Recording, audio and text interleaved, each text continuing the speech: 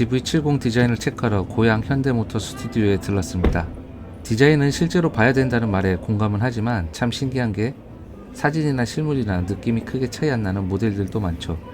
GV70이 그런 편에 속한다고 생각합니다. 그게 저의 첫 인상이네요. 먼저 프론트 뷰를 보겠습니다. 같은 CUV 라인업이기 때문에 GV80과 비교를 할 예정인데요. 같은 패밀리룩 디자인처럼 보이는데도 표현하는 방식의 차이가 참 큽니다. 두 모델을 비교하다 보면 GV70만의 특징이 잘 부각됩니다. 먼저 헤드라이트와 그릴을 이야기할까 합니다. 첫 번째로 그것들의 레이아웃을 들 수 있고요. 두 번째가 표현 방식입니다. GV70과 GV80의 헤드라이트와 그릴의 레이아웃은 차이가 있습니다. GV70의 것이 헤드라이트와 그릴이 거의 수평선상에 있으며 GV80의 것은 그릴이 좀 더 높은 위치에 있습니다. 이렇게 레이아웃을 달리하는 건 헤드라이트와 그릴의 레이아웃 차이에 따라 차량의 성격이 달라지기 때문이죠. 그 대표적인 예시가 바로 제기어 XJ와 XF입니다. 왼쪽이 XJ이고 오른쪽이 XF입니다. 완벽한 패밀리 룩을 지향하는 디자인입니다. 그릴과 헤드라이트의 레이아웃이 차이가 없는 듯 하지만 엄연히 차이가 존재합니다. XJ의 그릴 상단과 헤드라이트의 제일 낮은 부분의 상단의 고저차로 인해 본넷의 볼륨이 드러나는데 XF의 것보다 더 높음을 알 수 있죠. XJ는 제규의 플래그십입니다. 하위 모델인 XF와 고객층에서 당연히 차이가 있죠. 그러다 보니 XJ는 중후함과 무게감 또는 고급스러움에 치중을 하고 XF는 젊고 스포티함을 주고자 했습니다. 이런 이유로 그릴과 헤드라이트의 레이아웃 고저차가 발생하는 것입니다. XJ는 높고 큰 그릴을 부각해 권위를 상징했다고 할 수 있고 XF는 그릴을 좀 더 낮게 보이게 해서 전형적인 스포츠카 레이아웃을 추종하죠. GV70과 GV80도 마찬가지입니다. 라지 사이즈인 GV80은 GV70보다 디자인이 보수적이어야 합니다. 고객의 대부분이 그 나이대니 말이죠. 보수적이라 함은 변칙적인 변화를 주지 않는다는 것, 잘 정돈되고 눈에 거슬리는 표현이 없어야 한다는 것이라 생각합니다. 이것은 다시 디자인으로 해석하자면 선의 흐름이나 섹션의 연결이 자연스러워야 한다는 걸 의미합니다. GV80의 라지에이터 그릴과 로우어 그릴의 변의 각이 같습니다. 직각보다 작으면 예각이고 크면 변각이라 하는 그런 각의 기울기 방향이 같다는 말입니다. 각이 기울어지는 방향이 같기 때문에 순하고 이를 순조롭다고 표현해 봅니다. 헤드라이트도 그릴과의 각이 대립적이지 않고 순화적입니다. 자연스럽고 편안하죠. 잘 짜맞춰진 듯하고 정리가 잘 된 듯합니다. 그렇기 때문에 디자이너들이 이런 세그먼트에선 이런 디자인을 할지도 모릅니다. 물론 다 그렇진 않지만 보편성에 맞추는 거죠. 한 가지 말씀드리고 넘어갈 부분이 라지 사이즈 또는 플래그십들이 꼭 보수적인 디자인을 채택해야만 한다는 당위성을 얘기하는 것이 아닙니다. 제가 GV80을 보수적인 디자인이라 규정하는 건 어디까지나 GV70과 비교하는 상대성이라는 점입니다. 또 CEO라도 모두 보수적이진 않죠. 그렇게 말한다면 일반화의 오류입니다. 제네시스 CUV 라인업에서 크기와 가격대가 차이나는 두 모델이 있고 그 모델들이 타겟팅하는 소비자층이 있는데 그 범주의 성향이 대체로 그렇다는 것이죠. 지극히 통계적이고 보편적이며 상대적이기도 하고 주관적입니다. 보수적 성향의 디자인은 GV80의 딱딱 각이 진 그릴은 헤드라이트보다 더 높게 위치합니다. 딱딱한 권위를 상징하기도 하고 웅장하고 중후한 맛도 주고 싶은 셈이죠. 반면 GV70은 각짐하고는 거리가 멉니다. 무엇을 보고 알 수 있냐면 GV80의 크레스트 꼭지점은 정말 점이지만 GV70의 꼭지점은 곡선입니다. 라운드가 져 있죠. 그러다 보니 변들도 둥글어 보이고 본닛의 캐릭터 엣지들도 GV80 것에 비하면 유합니다. GV70의 크레스트 그릴과 로어 그릴의 변이 서로 반대 방향으로 꺾여 있죠. 로어 그릴의 경우 밑변이 길어 낮은 자세를 연출하고 좀 더 스포티한 느낌을 줍니다. 변이 순 방향이 아니라 역방향이라 역동성도 느껴집니다. 쿼드램프도 상단의 변은 순 방향이지만 하단의 변은 역방향입니다. 불규칙적이고 변칙적인 방법을 통해 보수적 성향을 탈피한다고 볼 수 있습니다. 또 GV80에서는 찾을 수 없는 스키드 플레이트 자리를 차지한 크롬 장식은 마치 스포츠카의 스플리터와도 같이 홈도 파져 있고 디테일이 좋습니다. 아울러 크레스트 그릴 하단의 뾰족함을 모티브 삼은 디테일도 있습니다. 적어도 GV80보다는 좀 더 장식적이고 저는 요즘 디자인 트렌드를 장식으로 보고 있거든요. 트렌디하다는 것은 젊다는 것이고 또 젊다는 것은 스포티하다는 거죠. GV70과 GV80은 같은 패밀리 룩으로 묶인 라인업인데 이렇게 디자인 코드가 다름에 놀랐습니다. 특히 라지에이터 그릴은 크기를 키우는 트렌드를 가지고 있어 자동차 인상을 좌지우지하는 큰 역할을 차지합니다. 엠블럼에 버금갈 정도로 브랜드의 아이덴티티를 책임지는데 표현이 하나는 모나고 하나는 둥글다는 건 저는 상상할 수도 없었습니다. 물론 그 정도 차이를 쯤이야라고 무시할 수 있으나 프리미엄 브랜드 중에서 패밀리 룩을 지향하면서 라인업끼리의 디자인 코드를 달리한다는 건 본 적이 없는 것 같습니다. 자, 그럼 측면으로 가보겠습니다. 측면에서 바로 눈에 띄는 두 가지가 있죠. 디에로는 데일라이트 오프닝이라고 빛이 들어오는 전체의 창문을 뜻합니다. 이 디에로 테두리를 둘러싼 크롬 몰딩의 형태와 쿼터 패널 글래스가 가장 먼저 눈에 띕니다. 쿼터 패널은 네 번째 패널이라는 뜻인데 첫 번째 패널은 휀더가 되겠고 두 번째 패널은 앞문자, 세 번째 패널은 뒷문자, 그리고 이 네 번째 패널이 쿼터 패널이죠. 이것을 다른 말로는 사이드 아우터라고도 부르기도 합니다. 그리고 두 번째가 파라볼릭 라인이라고 불리는 캐릭터 라인입니다. 현대가 요즘 디에로 크롬 몰딩에 변주 주는 걸 즐기는데요. 팰리세이드가 대표적이죠. GV70에도 팰리세이드와 비슷한 방식으로 선을 끊고 보편적인 흐름에 거스르는 형태를 취합니다. 보편적이었다면 이렇게 흘렀겠죠. 또는 두 파트로 나눠서 구분지었겠죠. 크롬 몰딩은 시각을 지배합니다. 크롬 몰딩의 라인 흐름은 마치 쿼터 패널 글라스를 떼어내서 시각의 중심에서 벗어나게 합니다. 즉, 이쪽 사이드 아우터의 덩어리감을 상쇄시키죠. 좀 더 가볍고 날씬하게 보이는 효과를 줍니다. 마치 쿠페처럼요. 하지만 저 개인적으로는 파격적인 라인의 진행인데요. 그래서 그런지 소비자들 사이에서도 이 부분에 대해 호불호가 강하게 나뉘는 것 같습니다. 크롬 몰딩을 제외하더라도 삼각형의 쿼터 패널 글래스는 이전 SUV들에서 본 적이 없는 디자인인 것 같습니다. 마치 포르쉐 968과 같은 느낌을 주는데요. 968은 91년부터 95년까지 924의 명맥을 이은 FR 레이아웃의 포르쉐 엔트리 모델이었습니다. 노출 팝업 램프와 타르가와 비슷한 리어 윈드실드가 특징이었죠. 968도 정측면에서 보면 뒷유리가 삼각형처럼 보이는데 이것이 GV70과 뉘앙스가 같아 보입니다. GV70 것은 급격히 기운 디필러 때문에 어쩔 수 없이 구현된 형태이지만 개인적인 평가로는 SUV의 전형성을 탈피해 스포티한 느낌이 극대화된 결과를 낸 것 같습니다. 쉐팅 처리된 크롬 몰딩이 하나의 피스에서 강약 조절의 표현이 잘 됐습니다. 다음으론 어슬레틱 엘레강스라는 디자인 랭귀지에 대한 표현을 살펴보겠습니다. 여러분들은 운동으로 다져진 몸매와 엘레강스한 느낌을 디자인으로 표현하라고 하면 어떻게 하시겠나요? 어슬레틱이라는 다부지고 탄탄한 느낌은 전체적인 프로포션, 비율이죠. 그것과 스탠스, 자세를 통해 표현할 수 있습니다. 프로포션과 스탠스에 대한 내용은 따로 디자인 에센셜이란 코너를 통해 제작해 볼 예정이고요. 지금은 캐릭터 라인과 사이드 아우터 패널을 통해 분석해 볼까 합니다.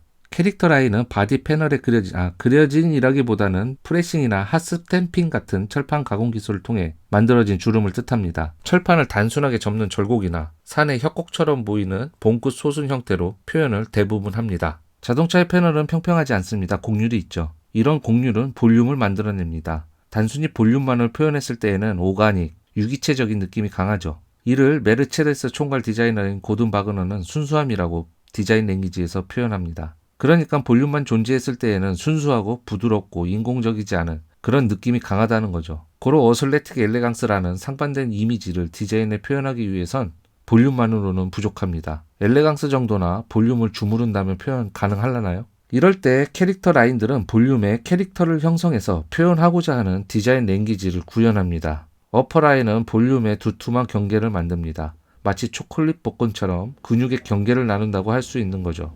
물론 인체의 근육의 경계와 정확하게 일치한다고는 할 수 없습니다. 예를 들자면 그렇다는 거죠. 즉, 어슬레틱이라는 운동으로 다져진 다부짐을 표현하기 위해서 절곡을 통해 볼륨을 가공했다는 말입니다.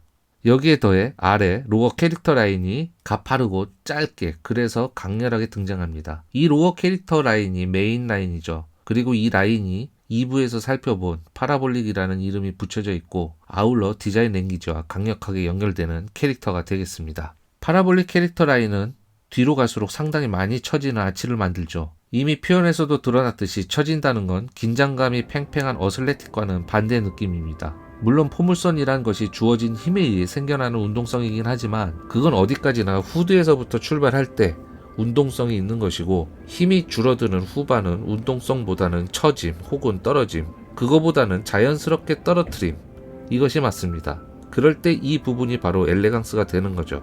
어슬레틱과 엘레강스라는 디자인 랭귀지를 전체적인 덩어리에서 구현하는 것도 중요하지만 패널의 엣지를 통한 3D 조형술의 표현 예술에서도 중요합니다.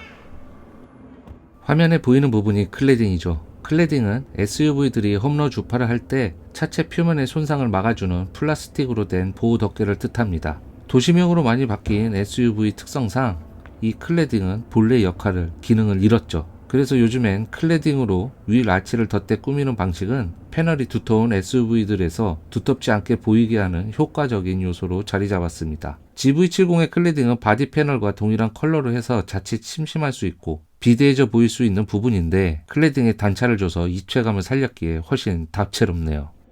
리어 디자인 분석의 핵심은 볼륨입니다. 포르쉐 마칸을 연상시키는 듯한 트렁크 패널 볼륨인데요. 이 역시 GV80 디자인과 큰 차별화가 있습니다. GV80은 상 하단에 크게 절곡을 2번 줘서 트렁크 패널을 오목하게 가공했습니다. 반면 GV70은 절곡 라인 없이 순수한 볼록 볼륨으로 처리했죠. 즉 전면부 디자인에서 분석했던 거와 마찬가지로 GV80은 각과 엣지를 후면에서도 적극 활용해서 디자인의 통일성을 이어갔고 GV70도 마찬가지로 볼륨과 부드러움을 디자인의 표현 맥락으로 후면까지 이어갔습니다. 아울러 V자 크롬 장식이 앞범퍼와 같이 있습니다. 후진등, 백업 라이트라고 하는데 이 백업 라이트의 레이아웃이 독특한데요. 바닥을 더 잘 비춰줄 듯합니다. SUV들이 전고가 높은데 리어 램프에 콤비네이션된 백업 라이트는 너무 높죠. 단점은 하단에 위치하다 보니 오염이 잘 될 것 같은데 자주 닦아줘야 하는 불편함은 있을 듯합니다. 하지만 전 고정관념을 탈피하고 운전자의 기능성에 초점을 맞춘 좋은 레이아웃이라 봅니다. 더군다나 작은 디퓨저처럼 처리한 부분도 앞 범퍼의 스플리터와 같은 방식이기도 하고 스포츠성에 중점을 둔 본질적인 장식이라 생각합니다. 익스테리어 디자인의 마지막으로 본닛의 개폐 방식을 살펴보겠습니다. 본닛의 파팅 라인은 파라볼릭 캐릭터 라인과 동일합니다. 아우디 디자인의 전매 특허와 같은 방식이죠. 그런데 아우디의 본닛 파팅 라인이 측면에만 머물러 있고 GV70과 GV80은 마치 2세대 BMW G4 디자인과 같이 본닛 위쪽까지 올라갑니다. 그리하여 헤드라이트 측면 언저리에서 끝나는 것이 아니라 헤드라이트의 위쪽에서 끝나죠. GV80의 경우 헤드라이트 앞단에서 끝을 내서 깔끔하게 본닛 디자인을 처리했지만 GV70은 정비의 용이성과 볼륨으로 처리한 디자인의 완성도를 해칠 수 없어서 범퍼 패널을 쪼개는 형식으로 디자인됐습니다. 그래서 틈이 떠있게 처리됐죠. 안쪽으로 고무 패킹을 대야 하니까 그렇습니다. 대신 전폭으로 가로지르는 파팅 라인이 없는 깔끔한 보닛 디자인을 얻었지요. 이제 안쪽으로 들어가 보겠습니다.